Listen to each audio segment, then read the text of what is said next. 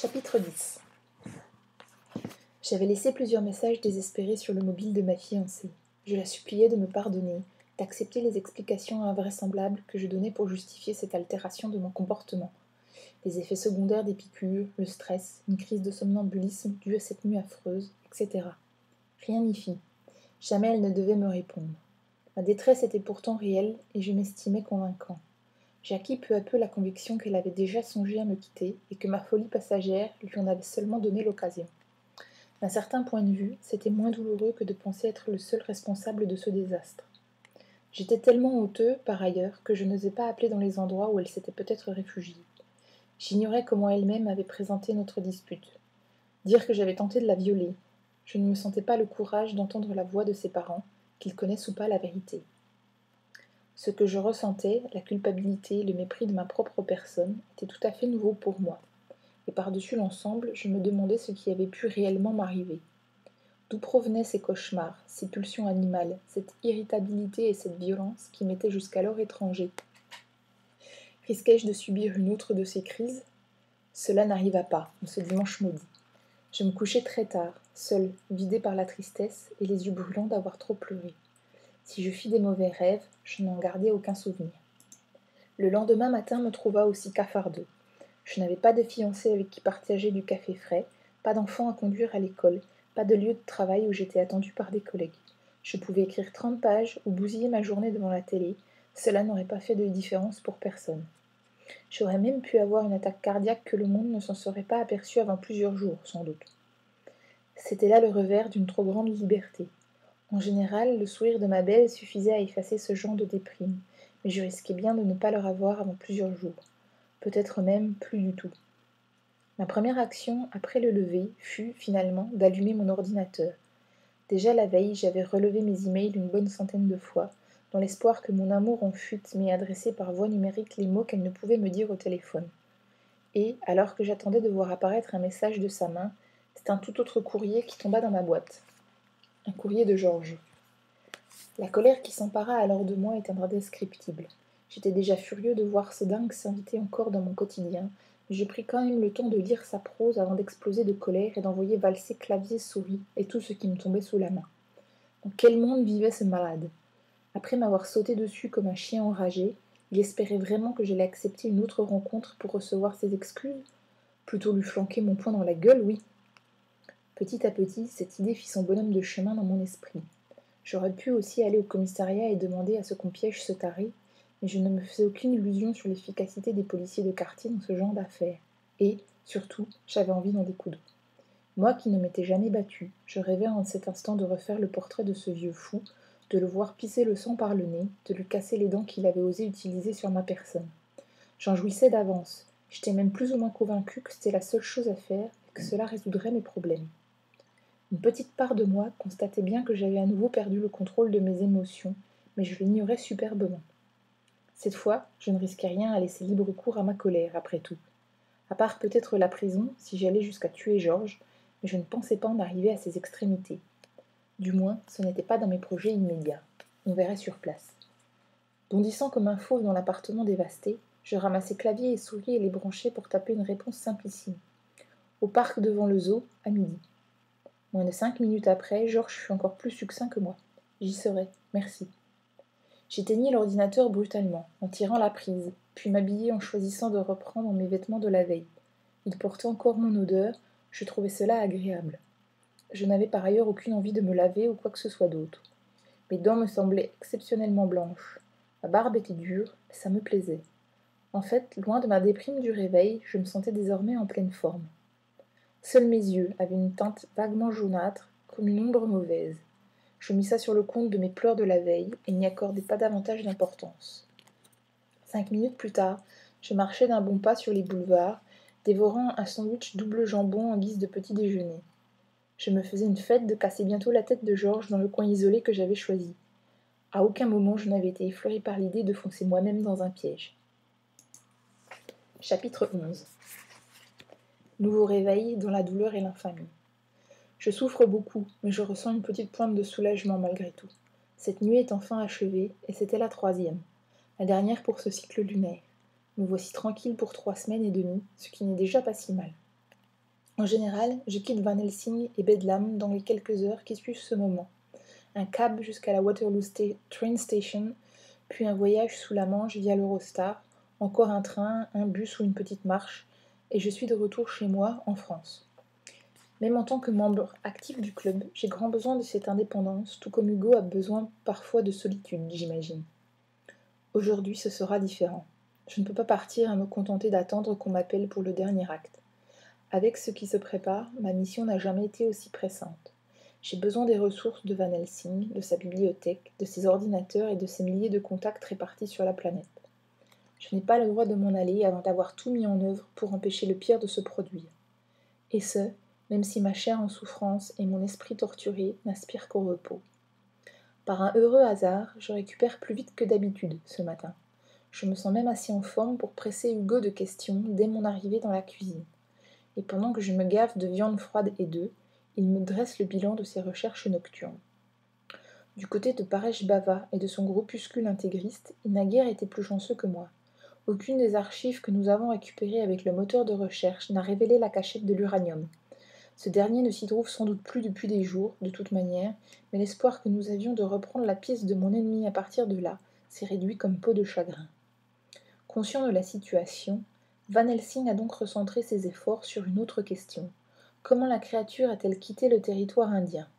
À supposer qu'elle l'ait fait, bien évidemment. C'est là un de ses rares points faibles. Son apparence monstrueuse l'empêche de voyager librement au vu et au su de tous.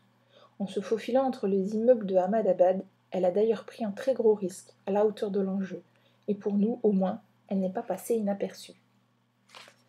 Les possibilités restent néanmoins nombreuses. Le monstre a pu simplement prendre le maquis et voyager de nuit, sans se soucier de frontières ou de douanes. Nous supposons que c'est ce qu'il fait la plupart du temps. Mais nous savons aussi qu'il dispose de complices parmi les mortels. Nous avons déjà retrouvé certains d'entre eux, ou ceux qu'il en restait du moins. Pour la bête, il est parfois plus facile d'égorger ses serviteurs que de s'encombrer de leur présence.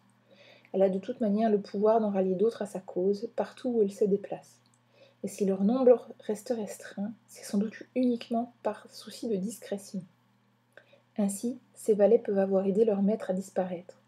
Dans un fourgon, dans la cale d'un bateau, dans un avion privé. S'il est impossible de traquer toutes les camionnettes et véhicules assimilés qui ont quitté Ahmadabad depuis une semaine, vérifier le trafic aérien et maritime de la région est à la portée de Van Helsing. Il m'apprend ainsi qu'il a chargé l'un de ses contacts en Inde de s'en occuper. Les conclusions de l'homme de confiance doivent tomber dans la matinée. N'ayant rien d'autre à me préciser, Hugo n'attend pas la fin de mon petit déjeuner pour me saluer et quitter Bedlam. J'ignore où il va, peut-être très loin de Londres, et comme d'habitude je n'aurai malheureusement aucun moyen de le contacter en cas d'urgence. Hors de son quartier général, Van Helsing se méfie des téléphones mobiles comme de la peste. Il est bien placé pour savoir à quel point leur piratage est facile et dévoile à la fois les conversations et la localisation du porteur. Même les prétendues lignes sécurisées des services de contre-espionnage ne sont pas à l'abri des pros de l'électronique. Ainsi, je me prépare à une nouvelle journée de solitude. Mais je n'aurai pas à redouter une transformation non désirée, cette fois. À moins d'être frappé par une émotion trop forte, ce que j'allais tout faire pour éviter. Pour commencer, je retourne dans la bibliothèque obscure, une tasse de café noir à la main. Je jette un œil sur les résultats du moteur de recherche, toujours au travail, mais aucun miracle n'a soudain surgi de l'océan électronique. La piste Bava semble bel et bien fichue. Et comme j'ai besoin des listings des trafics pour continuer mon enquête, il ne me reste plus qu'à attendre. Je trompe donc le temps en feuilletant le Times que Hugo n'a même pas déplié ce matin. Je m'intéresse surtout aux faits divers, comme la plupart des membres du club, sachant qu'une part de ces drames est liée aux différents monstres que nous pourchassons individuellement. Mais rien pour moi aujourd'hui, du moins en Grande-Bretagne. Pas de troupeau décimé par un animal inconnu, aucun meurtre sauvage, ni même de témoignage sur un loup de taille exceptionnelle. Ça aurait été trop facile.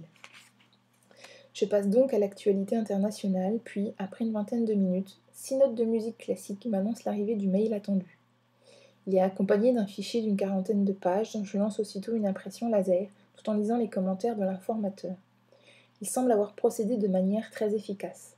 Il aurait pu se contenter de nous procurer les listings demandés, mais il a pris l'initiative d'en faire une première purge, retirant par exemple tous les transports commerciaux et militaires que mon ennemi ne peut emprunter. Au final, grâce à des ajustements de ce type, il a réduit la liste à quelques centaines d'avions et plusieurs milliers de bateaux, ce qui fait encore beaucoup de véhicules où la créature et ses serviteurs ont pu grimper. Je rassemble mon courage et me penche sur les premiers tirages imprimantes. C'est une liste austère au possible, contenant une foule de détails d'apparence inutile. Type du transport, armateur, capitaine, plan de vol ou de navigation. C'est imbuvable, mais parmi ces données se trouve peut-être celle qui nous relancera sur la piste.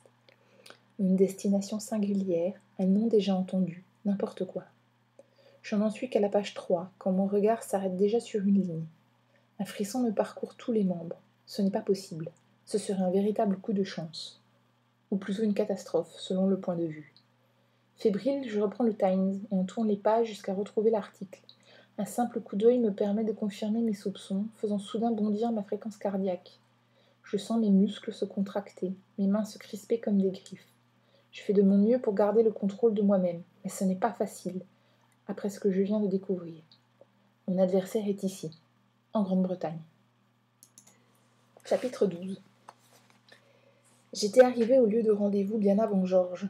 J'avais d'ailleurs marché beaucoup plus vite que d'habitude, sans l'avoir cherché, ni en être essoufflée.